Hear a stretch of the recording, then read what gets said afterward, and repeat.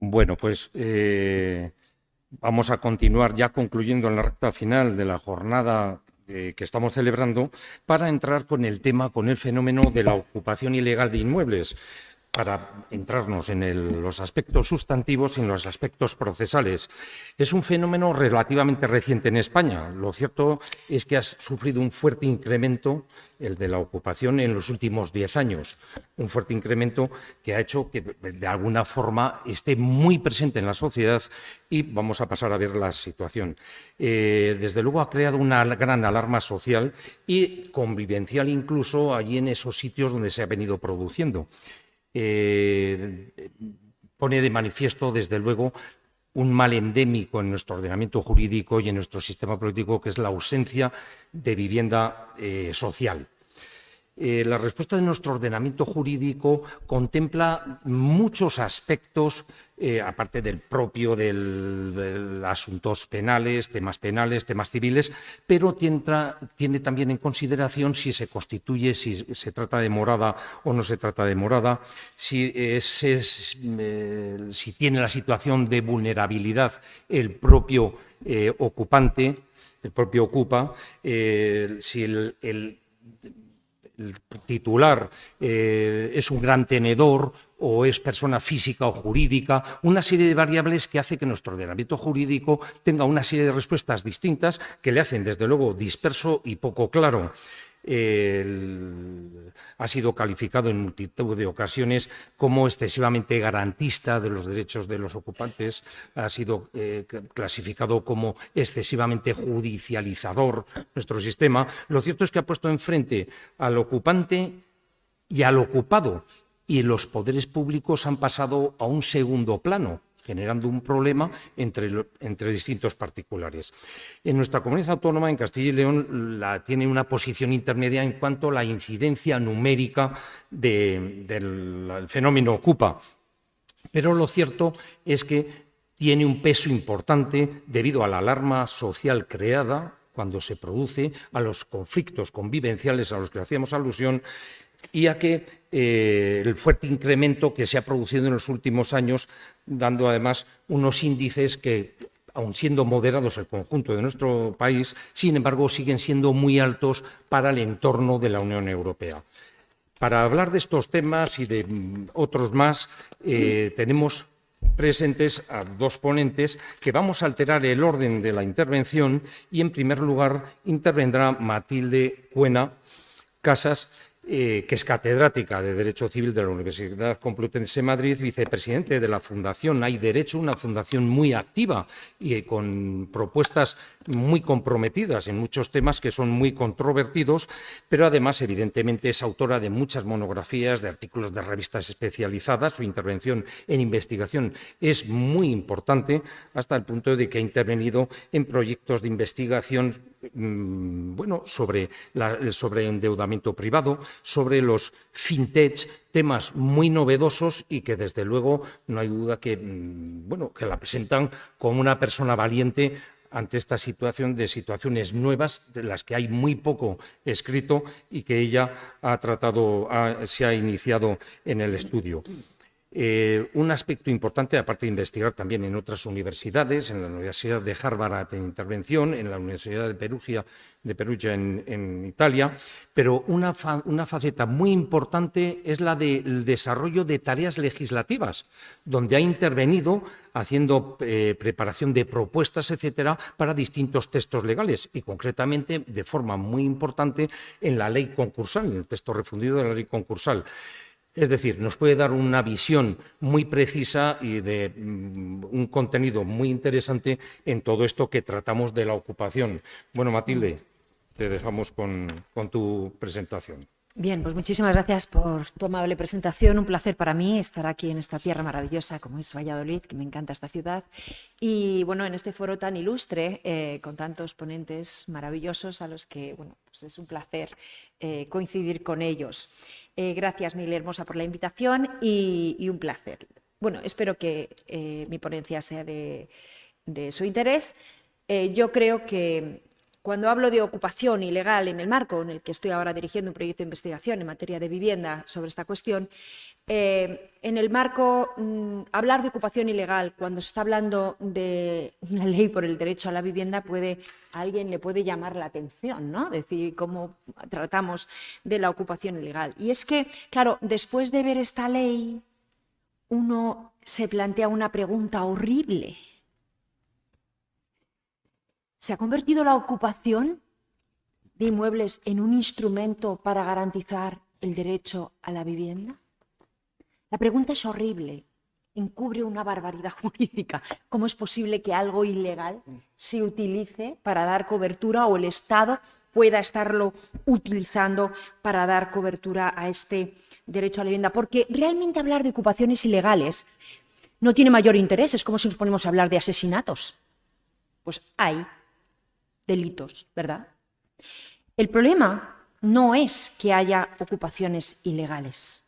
Lo que es noticia, que todos los días amanezcamos con una noticia de esta naturaleza, de una señora, últimamente me encontré yo, que se había ido a Canadá a ver a su hijo, o ella a operarse, cuando ha vuelto tenía el ocupa metido en casa.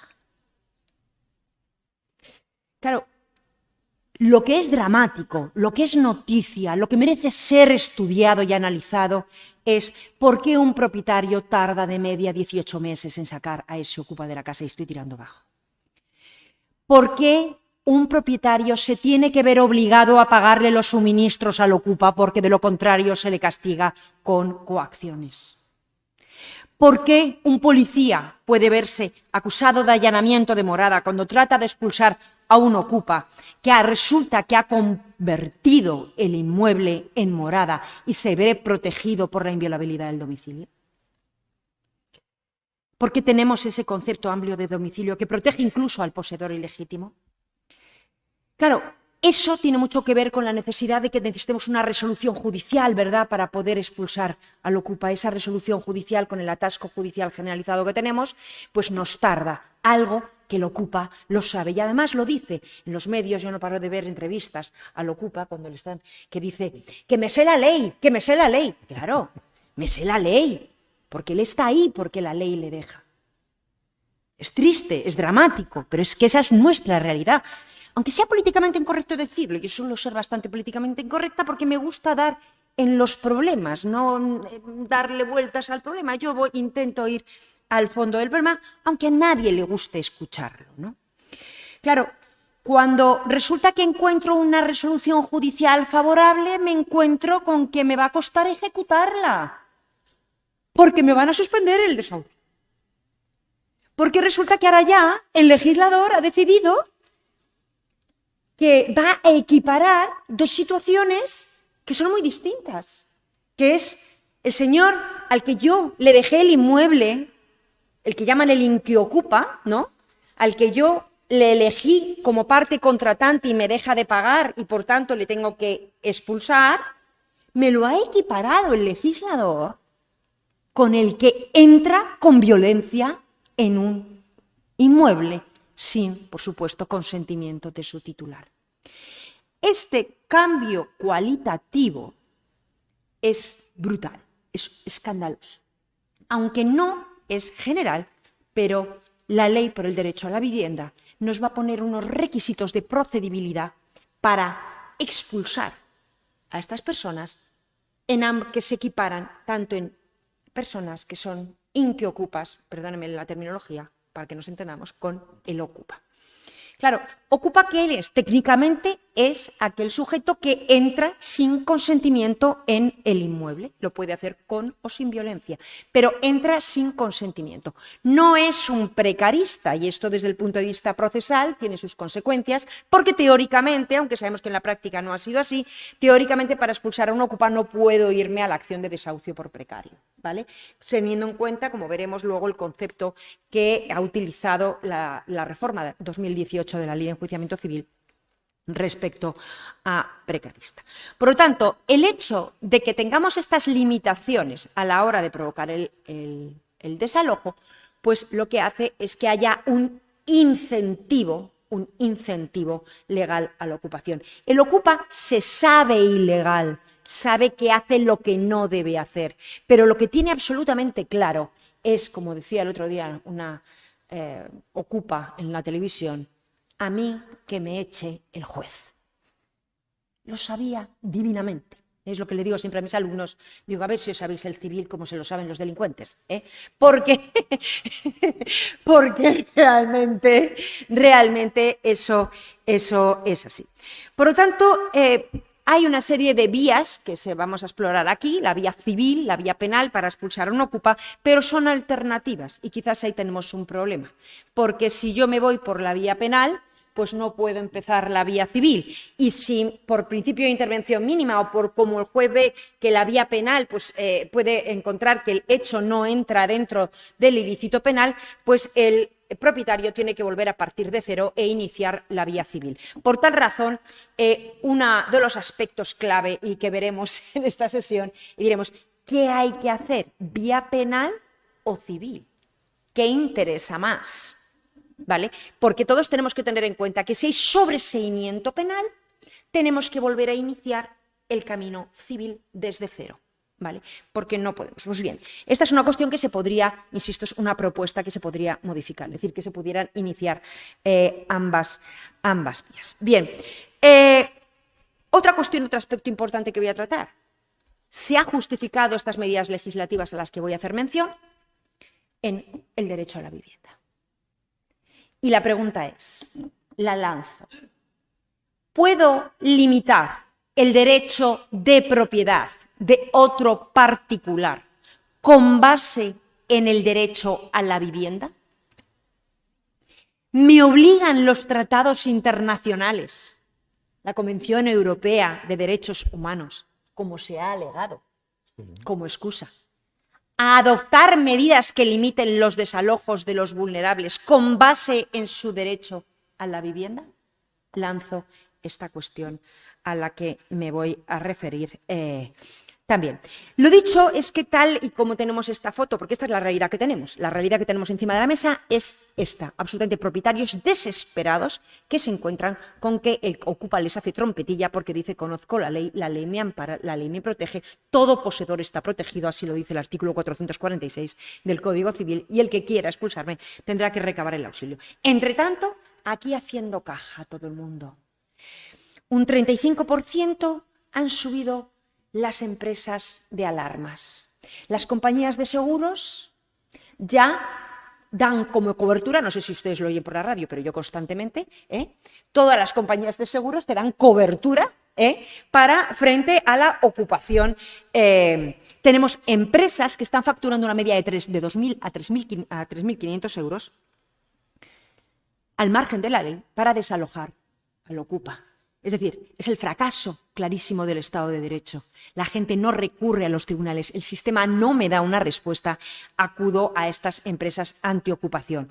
Y claro, este mercado legal que se ha generado precisamente gracias a la legislación favorece que mafias tengan un sistema claramente para buscar en el registro de la propiedad, lo veremos ahora, propiedad de bancos y de fondos, para instalar allá al ocupa y cobrar a ello, utilizando a menores y personas vulnerables de pega para así acogerse a las limitaciones de procedibilidad que establece la nueva regulación. Y a mí no me puedo quedar sin contarles una maravilla que me he encontrado y que evidencia lo ridículo de nuestro sistema, porque estamos hablando de un sistema ridículo, y es que hay páginas web como Ida Guardian, que hay una empresa en la que te contrata un ocupa de pega.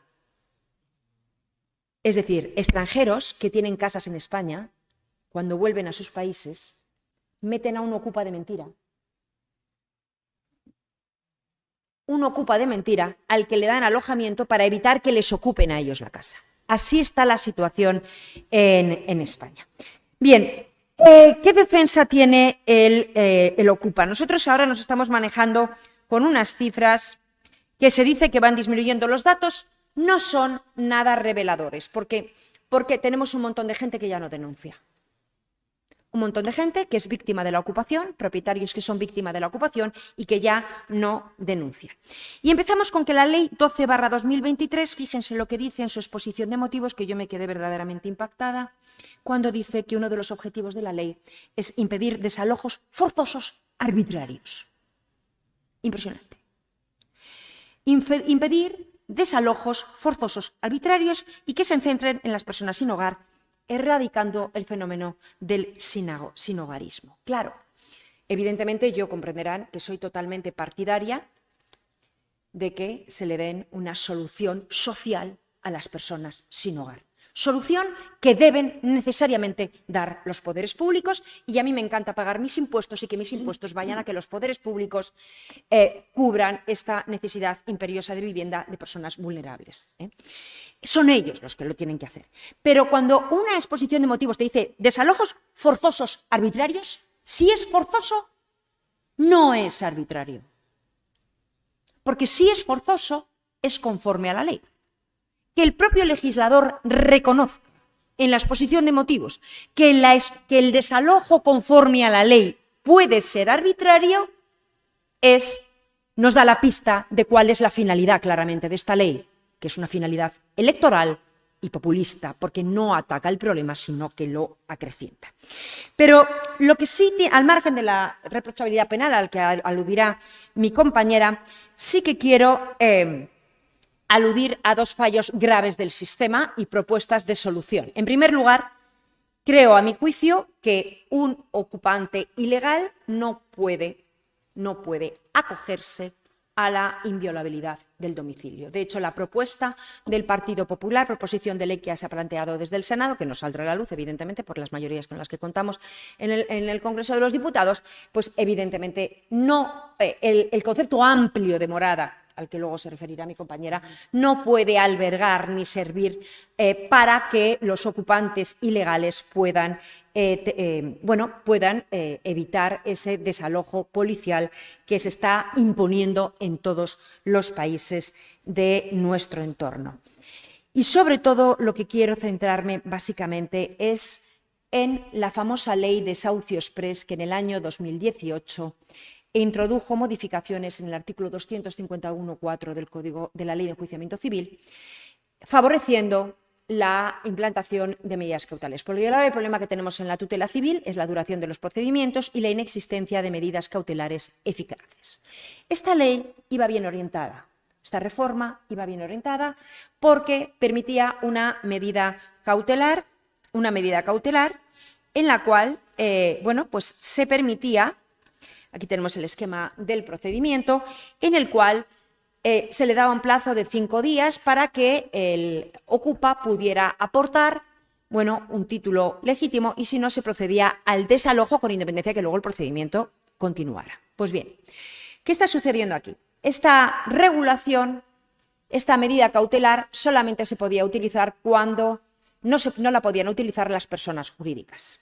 ¿De acuerdo? Con lo cual, ¿qué estaba haciendo el legislador aquí? Invitando a los ocupas a ir a los inmuebles de las personas jurídicas, porque ellos no podían hacer uso de la medida cautelar. Si uno lee la exposición de motivos de la Ley 2018, es muy buena. Hace un diagnóstico certero de dónde están los problemas. Está muy bien hecha. Ahora, lo que ocurre es que se deja fuera a las personas jurídicas, invitando, por lo tanto, si esto lo unimos a la bajada de penas que sufre la usurpación de inmuebles, pues ya empezamos a tener un poco de cóctel a favor de la ocupación. Pero a las personas jurídicas se las deja fuera. Pero lo más importante no es eso, la práctica que ha puesto de manifiesto. Pues que, como en tantas otras medidas cautelares que también se plantean desde el punto de vista penal, es que toda medida cautelar cesa desde el momento en el que uno aporta un título válido que acredita la posesión. Y tiene cierta lógica, claro, si yo acredito que tengo derecho a poseer en el inmueble, pues no me puedes expulsar con una medida cautelar. Ahora, ¿el problema cuál es? Que el contrato de arrendamiento no es un contrato formal. Yo me siento en mi casa y redacto un contrato de arrendamiento. ¿Y qué está pasando? Que en la práctica esta medida cautelar, que no conlleva vista en el procedimiento, esta medida cautelar se está bloqueando porque el ocupa aporta un contrato de arrendamiento falso.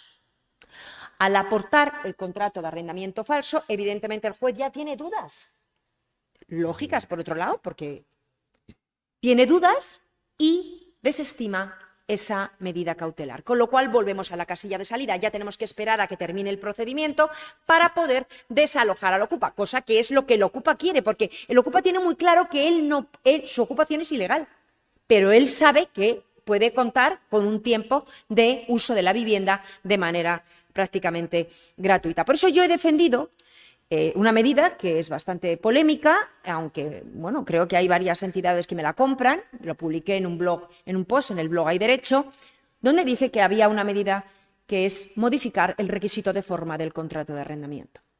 De manera que, y a coste cero, no utilizar escritura pública y registro, que sería lo ideal, pero evidentemente eso cuesta dinero y la gente, pues a la hora de alquilar no le vamos a poner esos requisitos, pero sí, por ejemplo, que teniendo en cuenta que en las comunidades autónomas tenemos una consejería de vivienda donde se deberían teóricamente que depositar las fianzas de los contratos de arrendamiento, eso ya está constituido, ese ente administrativo ya lo tenemos, pues que para bloquear esa medida cautelar no bastar a cualquier contrato de arrendamiento, sino a un arrendamiento sellado por la Administración previo depósito de la fianza.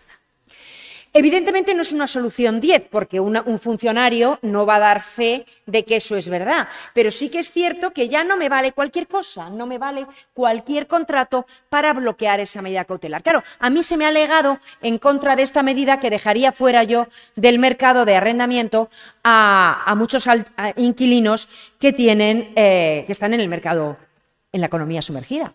Pero a mí, sinceramente, ¿qué quieren que les diga? Yo quiero que la gente declare, yo pago mis impuestos y quiero que la gente los pague. Y evidentemente no se puede denegar una medida solamente para encubrir una economía sumergida. Podrá establecerse un régimen transitorio, lo que corresponda, pero esto yo creo que es importante.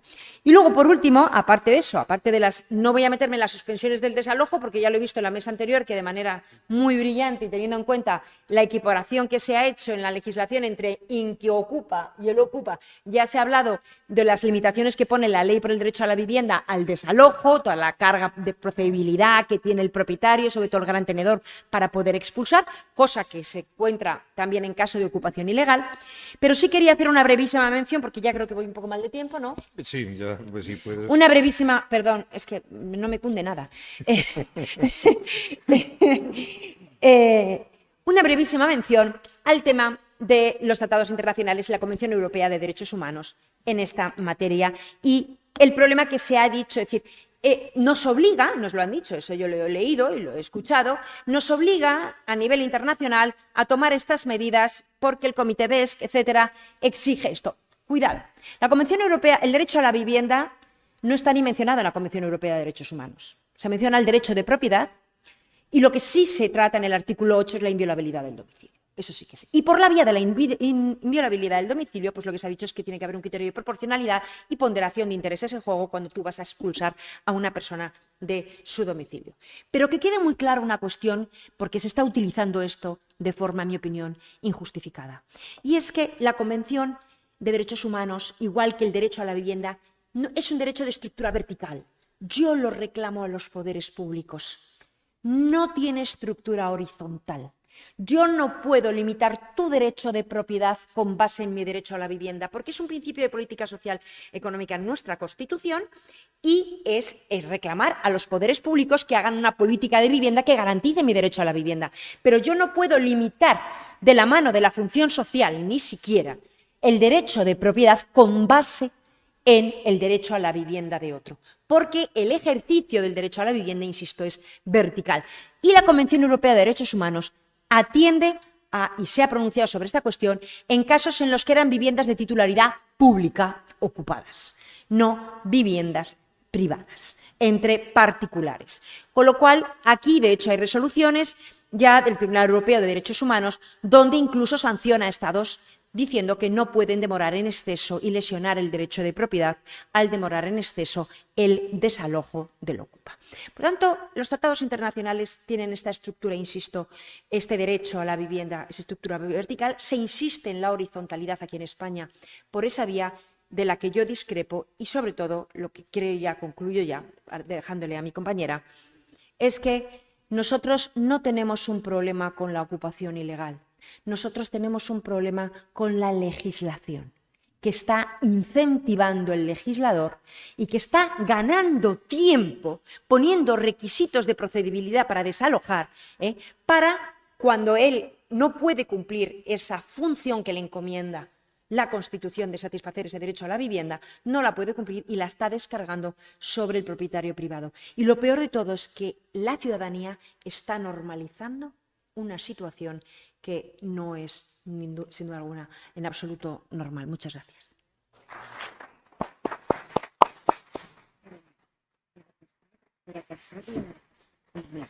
Bueno, Matilde, en contra de lo que dices de que no te cunde nada, yo diría que te ha cundido mucho. Has metido el dedo en la llaga en muchos de los aspectos muy controvertidos y absolutamente incoherentes desde el punto de vista legal y de la sociedad en sí.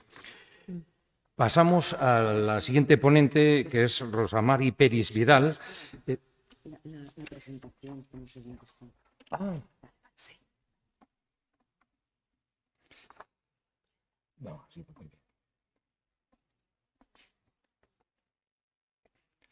Bueno, Rosa María Peris Vidal es licenciada en Derecho, está muy vinculada como asesora jurídica, directora de la Consultoría Jurídica de la Cámara de la Propiedad de Barcelona y recientemente, antes de ayer, ha sido nombrada asesora jurídica de dirección de la Cámara de la Propiedad, del presidente de la Cámara de la Propiedad Urbana de Barcelona.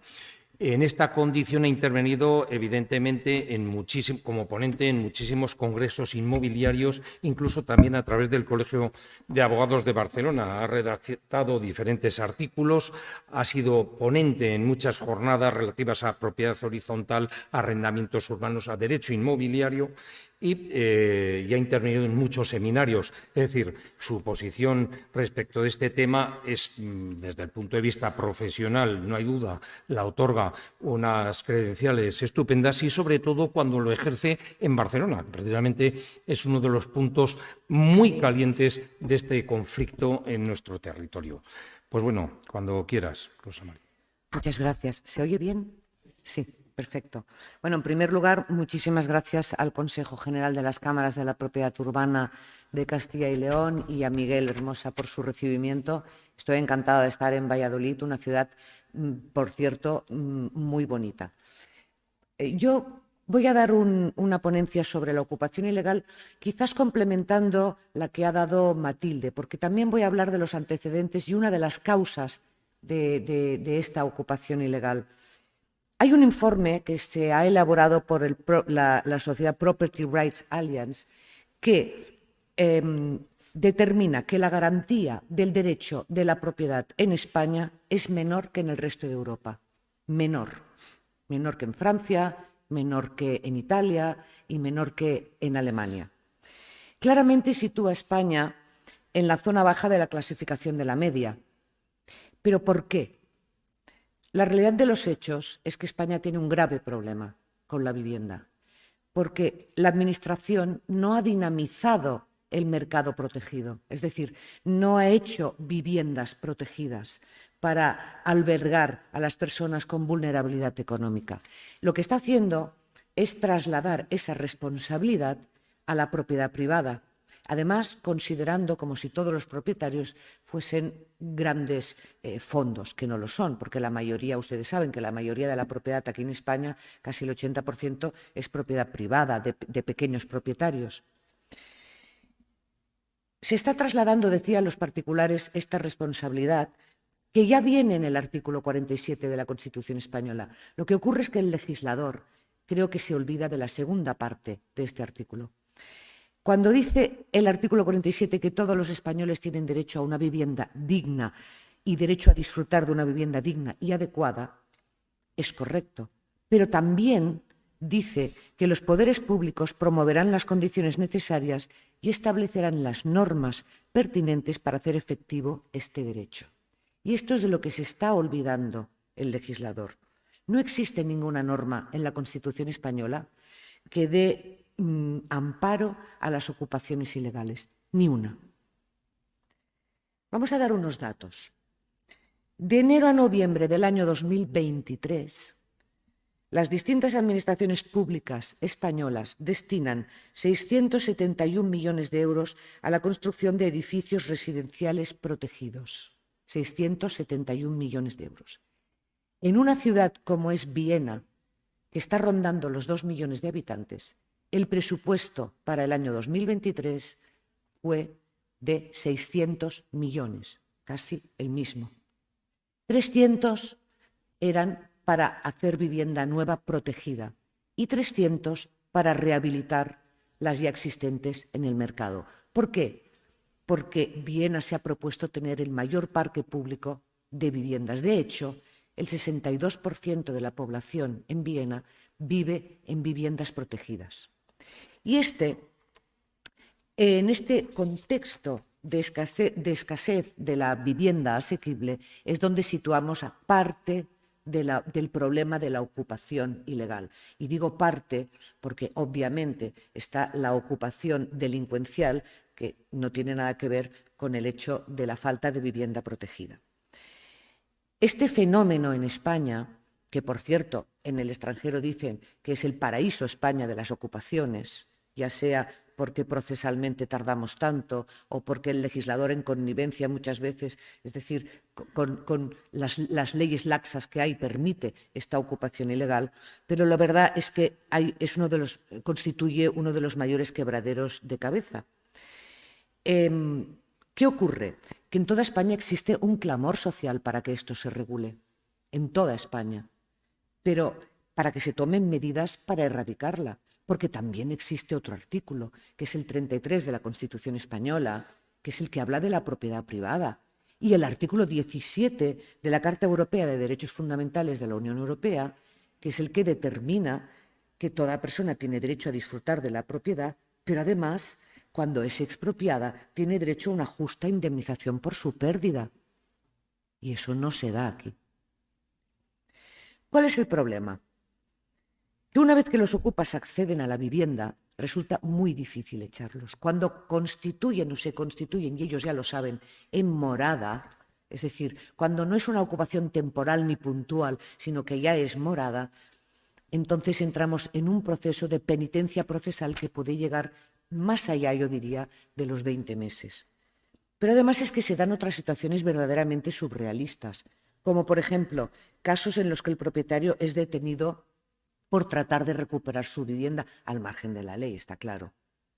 O aquellas situaciones en que el ocupa exige un rescate, y lo digo entrecomilladamente, porque bajo mi punto de vista es un chantaje. O aquellos procedimientos judiciales contra aquellos propietarios que en un intento desesperado de recuperar su vivienda les han cortado los suministros, delito de coacción al canto. Incluso, que ya lo ha anunciado un poco Matilde, pero del portal Idealista de febrero del año 2024 hay distintas cuentas de TikTok que se dedican a exhibir detalladamente viviendas desocupadas para que las ocupen otros ocupas. El periódico El Mundo ha contactado con alguna de estas cuentas, que incluso se publican en Facebook, y donde yo voy a leer solamente un anuncio que es real, donde dice: somos una pareja joven que debe dejar el piso en el que estamos. Si a alguien le interesa, le damos las llaves por 200 euros. Es decir, es igual si el propietario ha pagado una hipoteca, es igual si el propietario tiene que pagar gastos de la comunidad. Se ocupa el piso y ya está. Lo constituyo en morada y aquí ya no me pueden echar. Tanto es así que los ocupas, si ustedes miran en Internet, tienen publicado un manual de la ocupación ilegal, que ellos denominan su Biblia, sobre cómo asaltar viviendas. Me he pasado yo.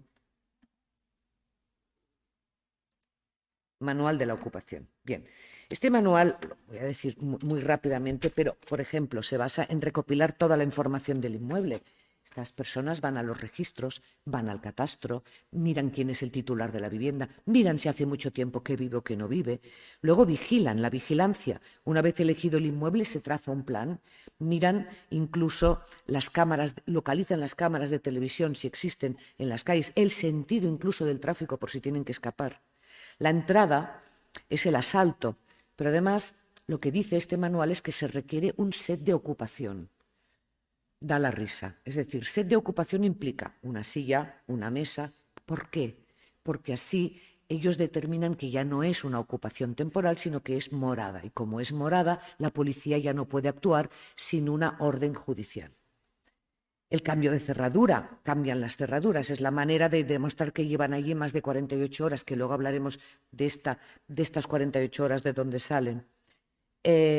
Bueno, etcétera, etcétera, la usurpación y alargar la ocupación, es decir, ellos saben cómo alargar un procedimiento judicial, no haciendo caso o haciendo caso omiso de las notificaciones judiciales cuando les llegan o no dando los nombres, etcétera, etcétera, etcétera. La cuestión es que llegan a alargar este procedimiento.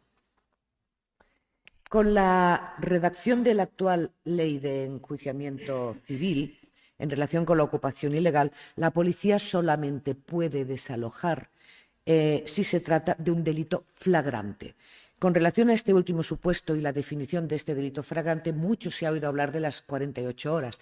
No existe ningún texto legal donde se indique que después de 48 horas ya se convierte en morada. Estas sentencias miles del Tribunal Supremo, pero sí es cierto que es el tiempo prudencial que suele esperar o dejar pasar la policía para ya derivar este tema a los juzgados correspondientes.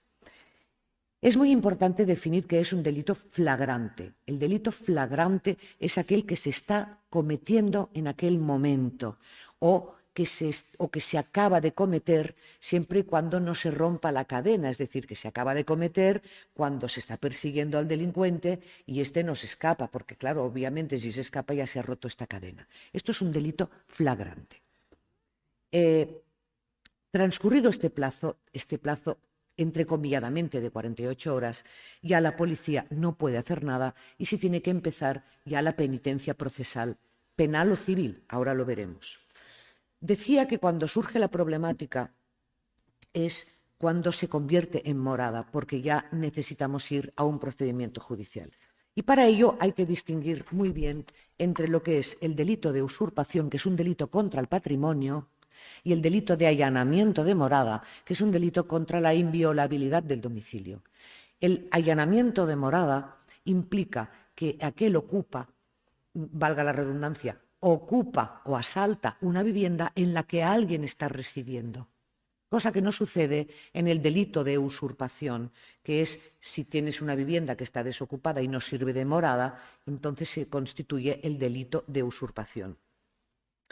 ¿Qué se incluye en el delito de allanamiento de morada? Se incluye también la vivienda de segunda residencia, porque se supone que allí el titular o el propietario también vive, aunque a lo mejor vivirá por temporadas, a lo mejor no vivirá de forma continuada durante todo un año, pero también habita. Por lo tanto, será un delito continuado y además un delito flagrante cuando se ocupe o se asalte una segunda residencia. Decía que España es el paraíso de la ocupación, porque donde se ha visto que si no puede actuar la policía, un procedimiento judicial se puede alargar 2 años y medio, 3 años. ¿Dónde se ha visto? Les aseguro que en pocos sitios. Vamos a dar más datos. En 5 años, el incremento de la ocupación ha sido del 62,67%. En Cataluña tenemos un grave problema. En el año 2023 se ocuparon más viviendas que toda la Comunidad de Madrid y toda la Comunidad de Andalucía juntas. Pero bueno, es lo que decimos, es muchas veces que la legislación no es suficiente o demasiado permisiva y no es suficientemente estricta. En otros países se tarda de 24 a 48 horas. Muy brevemente, quiero explicar la Instrucción 6/2020 dictada por la Secretaría del Estado de Seguridad con relación al protocolo de actuación de las fuerzas de seguridad. Los criterios de esta instrucción son los siguientes, es decir, la policía solamente puede entrar cuando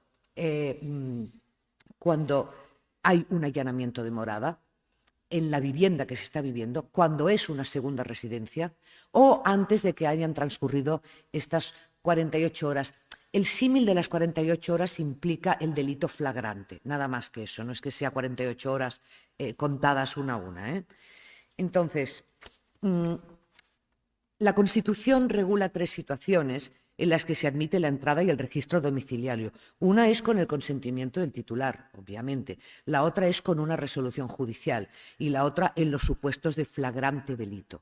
Por eso, cuando se trata de una residencia, de una primera residencia, un delito de allanamiento de morada o de una segunda residencia, tiene la consideración de delito flagrante y, por lo tanto, ahí sí que puede entrar la policía. Y si no entra la policía, en vía penal siempre se puede solicitar una medida cautelar de desalojo rápido. La vía civil, como ha dicho Matilde, ya lo ha dicho ella, solamente puede ser para personas físicas, las personas jurídicas no, y el problema es cuando el Ocupa presenta ese contrato falsificado, este contrato falso, que hasta el juez sabe que es falso, pero tiene que seguir un protocolo, obviamente, y no le queda más remedio que iniciar la vía del juicio verbal, y es ahí donde se dilata el procedimiento. Por eso, a la pregunta de ¿qué es mejor, la vía civil o la vía penal? ¿Qué es mejor? Depende. Si se trata de un delito de allanamiento de morada, que ya hemos dicho que tiene la consideración de un delito flagrante, es mejor la vía penal, porque o bien actuará las fuerzas de orden de seguridad, o bien, si está en un juzgado, se puede pedir una medida cautelar rápida. Pero si se trata de un delito de usurpación, no pierdan el tiempo con la vía penal. Bueno, yo no me atrevería y no les aconsejo que vayan por la vía penal. ¿Por qué? Porque es muy difícil que el juez dé una medida cautelar, porque no se acredita la necesidad. ¿Cómo se puede acreditar en un delito de allanamiento de morada? Pero ¿cómo actúan en otros países de Europa? Y ahí viene aquí. ¿Cómo actúan otros países de Europa? Por ejemplo, Francia. En Francia sale una ley el 27 de julio del año 2023 en la que no se considera como un delito la ocupación ilegal, pero sí se considera un acto ilegal. Y además pueden actuar las fuerzas de seguridad en un plazo de 48 horas, igual que aquí. En Alemania sí se considera, es un delito contra el orden público. La policía devuelve a sus propietarios la vivienda en un plazo de 24 horas y hay unas penas de cárcel de 1 año si es sin violencia y de 2 años si es con violencia. En Italia la cosa cambia un poco porque primero hay una denuncia a la policía, que es lo que permite a la policía desalojar al ocupa, y luego hay un juicio rápido. Lo del juicio rápido ya tampoco sé cuánto dura. En Reino Unido les da lo mismo si el titular es gran tenedor, si es persona física, si es persona jurídica. Les da lo mismo. Está considerado como un delito. La policía puede proceder al desalojo de los ocupas sin necesidad de autorización judicial. Por último, les quiero hablar de otra forma de ocupación ilegal, el que además he intervenido, que es la que se ha denominado inquiocupación. ¿Qué es la inquiocupación? Bueno, es una forma de ocupación ilegal con un dolo coetáneo, porque el ocupa ya sabe que no va a pagar, ya sabe que es un ocupante, ya sabe que quiere ocupar, pero hace un contrato, con lo cual obliga luego al propietario a iniciar un procedimiento de desahucio porque hay un contrato y al primer mes ya no paga. El don Vicente Magro Servet, magistrado del Tribunal Supremo, con cuyos criterios me identifico en la mayoría de las ocasiones, indica que el principal problema que existe es que esta opción se hace atractiva para quien accede a un inmueble con un contrato aparentando tener la intención de alquilar. Y entonces, ¿qué dice don Vicente Magro? Dice que se puede equiparar a un delito de estafa penal. ¿Por qué? Porque hay un engaño, hay un dolo coetáneo, el ocupante ya sabe y conoce que dejará de pagar. Porque hay un ánimo de lucro, voy a vivir gratis, eso ya lo sabe de antemano. Porque además produce un error en el arrendador, porque éste le entrega las llaves en la confianza de que tiene un arrendatario y además tiene que cumplir encima con sus obligaciones como propietario. Y porque hay una existencia de un perjuicio para el arrendador, no solo por cobrar las rentas. Imaginemos que el arrendador que es lo mismo que pasa en las ocupaciones ilegales. ¿Quién ha pedido una financiación ajena, una hipoteca? No le puedo decir al banco, es que tengo un ocupa, no le pago la hipoteca, porque el banco lo primero que va a hacer es ejecutar. Imaginemos que, no imaginemos, tenemos que pagar a la comunidad de propietarios. Tampoco se puede decir a la comunidad de propietarios, mire, no pago porque tengo un ocupa, porque la comunidad de propietarios le dirá, oiga, las obligaciones son propter rem, es decir, relacionadas directamente con la cosa, con la vivienda. Usted tiene que pagar. Es decir, que cuando don Vicente Magro Servet indica que es un ilícito penal porque el contrato de arrendamiento firmado es una ficción al servicio del fraude y además indica que se podría pedir una medida cautelar sin tener en cuenta ningún tipo de vulnerabilidad. Bueno, esto es una idea que la lanza y yo la suscribo porque algo hemos de hacer. La plataforma de afectados por la ocupación solicitó amparo al Parlamento Europeo mediante un escrito redactado por quien les está hablando y cuyo principal objeto era instar a las instituciones europeas sobre este grave problema de la ocupación, porque cuando no le sale bien la ocupación, me voy a la inquiocupación. Plantearon don Pilar Martínez y don Ricardo Bravo, portavoces de esta plataforma, plantearon una solicitud ante el Parlamento Europeo, que además fue aceptada a trámite, en el sentido de que los pequeños propietarios de vivienda no se vean obligados a cargar con este vía crucis que puede durar de 2 años y medio hasta 3. La base jurídica que establecieron ellos era la vulneración del derecho al uso de la propiedad, porque es que parece que aquí el derecho de la propiedad no tenga más trascendencia jurídica que la que está plasmada en la Constitución por escrito, pero no tiene trascendencia jurídica después de esto. Además, constataron que los servicios sociales no constatan muchas veces la realidad económica, emiten informes sin constatar la realidad económica, que los procedimientos judiciales se eternizan porque la administración pública no da una solución habitacional y con lo cual el pleito se paraliza, que se deriva de la responsabilidad del Estado a los propietarios privados. ¿Por qué? Cuando es una responsabilidad de las administraciones públicas. Que España tiene el parque de viviendas más pequeño de toda Europa, que el Gobierno protege a las familias vulnerables, pero no protege a aquellos propietarios vulnerables que a lo mejor han estado toda una vida para pagar aquel inmueble y constituía parte de su jubilación. Esta versión no sale nunca, no vende. Prima el derecho del supuesto inquilino sobre el derecho del titular de la vivienda. En fin, es algo a plantear. Ya veremos qué nos dice Europa. La cuestión está planteada, aceptada a trámite, y ya veremos qué es lo que dice Europa. Muchas gracias a todos los que están ustedes aquí y a los que están conectados.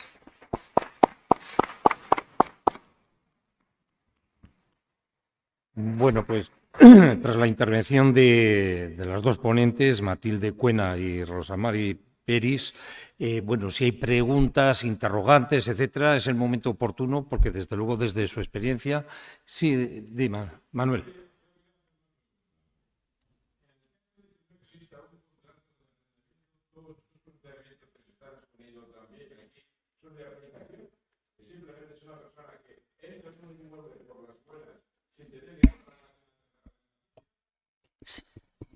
Es el ocupa del libro. Claro. Es un ocupa del libro, así en negrita, como digo yo. Claro. Es el equipa, el bueno. Ese es el pata negra.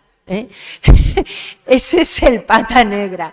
Porque los otros, claro, los otros, y enganchando un poco con lo que ha dicho ella de la falsificación de los, o sea, de que yo me aparento, yo celebro el contrato y luego es que ya voy con intención de no pagar. Eso en España tenemos, y claro, si no lo digo reviento, porque es un tema que yo he trabajado mucho. En España el propietario es incapaz de saber si la persona con la que va a contratar es o no solvente. Yo doy siempre... No, sí, porque no tenemos un registro de crédito como hay en otros países. Pero claro, yo que lo vengo defendiendo para otras razones también, para préstamos responsables, etcétera, para el mercado de arrendamiento sería fantástico, porque claro, tú tienes ahí una información no solo de que no es moroso, sino que encima qué deudas tiene asumidas. Pero es muy importante, yo os lo recomiendo siempre, pedir el informe CIRBE. Cualquier persona que quiera esté interesada en una casa de vuestra propiedad, o sea, estás buscando inquilino y dices, ¿qué le pido? Pues normalmente, ¿qué se está pidiendo? Oye, dile a tu entidad financiera que te emita un papel donde diga que tienes saldo en la cuenta. Vale, bien, bueno, tienes saldo en la cuenta, pero no te dice las deudas que tienes asumidas, cuántas tarjetas tienes, cuántos... te falta un montón de información porque con este rollo de la protección de datos, pues resulta que ellos dicen que es su privacidad. No, pasa esto, lo que ha dicho ella muy acertadamente. Es decir, esos profesionales que se te meten en casa con un contrato de arrendamiento, pero claro, tú, no es culpa tuya, es que tú realmente no has podido, no tienes una manera fiable de contrastarlo. Entonces, el único buro positivo que tenemos, que es totalmente incompleto, pero bueno, existe, es la Central de Información de Riesgos del Banco de España. Eso hay que pedirlo, porque lo que sí que tienes que tener claro es que realmente, como entre, no se va. No se va, porque la ley le protege más a él que al propietario. Y esa es la realidad. Sí.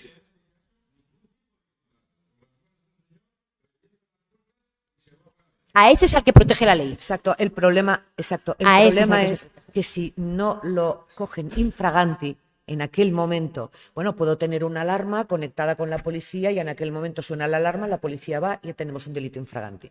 Si no se trata de una vivienda donde resida el titular o una segunda residencia, sino que se trata de una vivienda que tengas vacía, si logran cambiar la cerradura, de entrada ya la cerradura con palillos o con pegamento ya le inutilizan y luego el paso siguiente ya es el cambio de cerradura. Y ya el kit de ocupación, o sea, la mesa, las sillas, etcétera, etcétera, porque así, si viene la policía, le dicen, no estamos viviendo aquí. Claro. Con lo cual, ya le están dando todos los derechos a esta persona que está ocupando la Claro, vivienda. que será vulnerable, porque es lo normal. El no vulnerable no se dedica a ocupar la casa de los demás. ¿Sí o no? ¿O no? Claro. ¿Tú te sabes de tu casa ocupar la casa de otro? Vamos, No, lo que hay es pero... ocupaciones delincuenciales. Sí, pero bueno. La fiscal de esta vivienda que no se ocupa por la clase tributa por estar vacía, ¿se ve alterada con estas circunstancias de ocupación? No. A pagar. A pagar. Mire, a pagar la comunidad, a pagar la hipoteca si se tiene, a tributar Claro. ante Hacienda si se tributa. Todo no se ve, nada de esto se ve alterado. Claro, y todo por el derecho a la vivienda. Del ocupa. Sí. Espera, había una pregunta allí al fondo. Sí.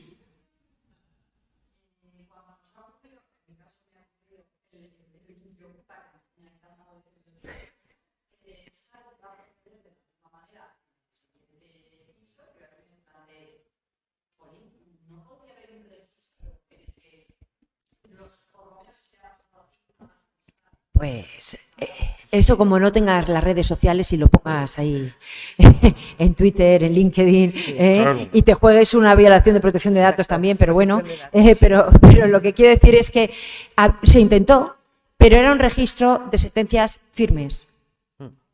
Entonces, el problema que tenemos es que el sistema de información de crédito, ahora mismo tú tienes un sistema de datos negativos de solvencia, o sea, tú que eres moroso con alguien lo sabes rápido, pero ojo, en los sistemas privados tiene que haber reciprocidad. A ti te dan ese dato, o sea, tú puedes hacer constar que este señor es un moroso si previamente tú aportas datos. Entonces, no todo el mundo y cuesta mucho dinero. Estos son los que está ocurriendo ahora en Experian o Equifax, que son las dos prácticamente que están operando en España. Y ya está. Es decir, tú no puedes que en CIRBE aparezca que ese señor es un moroso. ¿Por qué? Tú no eres entidad declarante. Los únicos que declaran a CIRBE son las entidades declarantes. Por eso es un sistema incompleto. Yo llevo años sola en digo sola porque estoy sola, hablando del intercambio de información positiva y las externalidades que tendría esto en el mercado de crédito. No me lo compran, ¿por qué? Porque intercambiar información positiva es algo que obligaría a los bancos, y los bancos no quieren hacerlo por un tema de competencia, y menos con el grado de concentración bancaria que tenemos ahora. El BBVA no va a compartir nunca datos a un registro con ING, que le va a dar muchos datos de los que él da. Por eso yo estoy todo el día en redes sociales metiéndome con la concentración bancaria, porque todo es una bola, todo está vinculado. Entonces, el mercado del alquiler, el derecho a la vivienda, liberalizar la oferta, que es lo que cualquier gobierno serio tiene que querer, no se logra sin un sistema de información de crédito serio. Y no se quiere porque al mismo tiempo las entidades financieras dominantes, que mandan mucho y hacen su lobby, hacen su trabajo, no lo quieren. Estamos en bucle. Entonces, ¿qué estamos pidiendo? ¿Qué estamos haciendo? Pues las entidades públicas que están haciendo, los gobiernos que están haciendo aquí en España, haciendo que tú, con tu propiedad privada, le hagas el trabajo a las administraciones públicas. Exacto. Eso es lo que está pasando. No sé si lo he dicho con toda claridad, pero es lo que está pasando. Y lo demás son pamplinas. Y claro, todo esto, si uno está en periodo electoral, pues ya para qué queremos más. Yo te voy a garantizar el derecho a la vivienda, quitándoselo a otro, claro. Pero esa última parte no te la dicen así con esa claridad. No te la dicen, igual que tampoco hablan de la segunda parte del artículo 47 que hablaba antes de la Constitución española. No lo dicen, que los poderes públicos tienen la obligación de gestionar este parque público de viviendas. No lo dicen. Entonces es un tema verdaderamente tema cansino, sí. pero eso, ¿cuándo lo entiende uno? Cuando le pasa. Cuando es la loca del ocupa, que estoy siempre metiéndome con los ocupas. No. Esto hasta que no te pasa y no ves como tu propiedad te la han violado y que te tiras 2 años pagándole la luz, el agua, el gas, el teléfono y que te está haciendo trompetilla desde la ventana diciendo que no se va, que él conoce la ley y que solo le echa al juez, entonces ahí es cuando empiezas a sensibilizarte de lo que es y dejas de hacer ese populismo barato que estamos haciendo en este santo país. Totalmente, están amparando, es decir, en lugar de crear vivienda social, porque todo esto viene, y lo he dicho muy bien, yo tenía aquí unas gráficas que no las he puesto, pero si queréis os paso la presentación, donde dejaba gravemente en este país, ¿dónde está la vivienda social? No hay vivienda social, se han dedicado a otra cosa, a que la gente se satisfaga su necesidad de vivienda vía sobreendeudamiento privado. Y que si luego pintaban mal, recordar lo que pasaba en la parte concursal, que yo he trabajado mucho en ese asunto. Afortunadamente ahora tenemos el régimen de segunda oportunidad que nos palía eso, pero aquí para tener casa nos han obligado a sobreendeudarnos. Cuando realmente lo que había que haber hecho es hacer una política social y yo estaría encantadísima de que toda la pila de impuestos que pago vayan a darle una vivienda social en condiciones a una persona para que no se vea en la necesidad de tener que ocupar. Pero a que lo ocupa ilegal es el mismo en necesidad que el delincuencial. Yo ahí no distingo. El que se mete en una casa ajena sin su consentimiento es un ocupa y no debe de ser tratado con más benevolencia que una persona. ¿Por qué? Porque de lo contrario estás generando que se genere la ficción de la vulnerabilidad para que el ocupa vulnerable tenga ya un derechos, que es lo que le está dando la ley por el derecho a la vivienda. La ley por el derecho a la vivienda está concediendo derechos al ocupa vulnerable y eso no es serio en un Estado de Derecho. Y por tanto, yo, donde vaya, y desde la Fundación de Derecho, lo seguiremos denunciando, porque realmente, aunque creo en el derecho a la vivienda y creo que debe de ser protegido y quiero que se ayude a la gente que está en situación social, no estoy conforme en cómo se está haciendo en este país. Y lo peor es que la gente no se está dando cuenta del atropello que estamos sufriendo en derechos muy importantes. Sí. Yo os quería hacer una pregunta.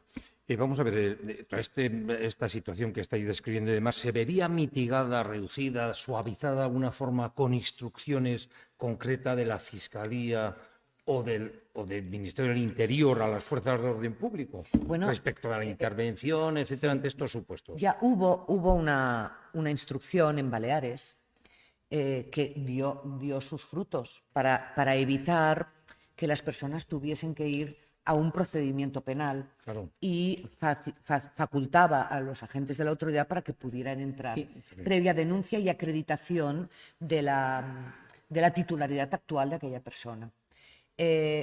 Fuimos a hablar con el fiscal general de Cataluña, recuerdo, esto es políticamente incorrecto, pero es así, y le propusimos que se pudiera aceptar y trasladar esta instrucción, más que nada para evitar, ya los juzgados están colapsados, ya el procedimiento dura mucho, pues vamos a intentar aliviar esta situación. Si te acredito que soy el titular y además te lo acredito con una nota simple registral vigente, porque a veces la escritura de propiedad es de hace 15 años.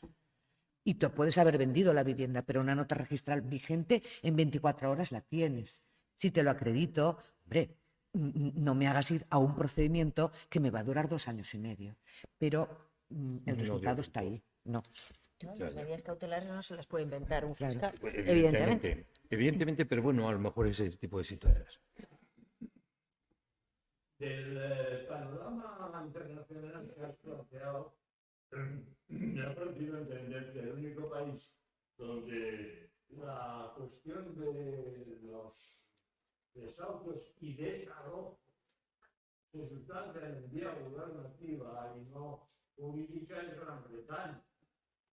Sí, bueno, Gran Bretaña lo que tiene es de que no distingue entre si es procedimiento, entre si es gran tenedor, no gran tenedor, persona física, persona jurídica. Esto no lo distingue.